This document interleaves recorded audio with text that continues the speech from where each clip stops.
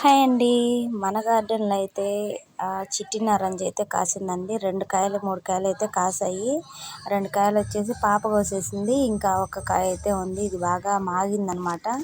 ఇప్పుడైతే నేను కోస్తున్నాను. చిట్టి కాయ అండి. అసలు ఎంత చిన్నగా ఉందో చూడండి. నిమ్మకాయ సైజు ఉందన్నమాట. చూడండి ఎలా మాగిందో. నేనైతే ఇది నిమ్మ మొక్కేమో అనుకున్నాను. ప్రతిని తీద్దామండి, ఎలా ఉందో చూద్దాము. నేను ఇప్పటి వరకు అయితే తీయలేదు.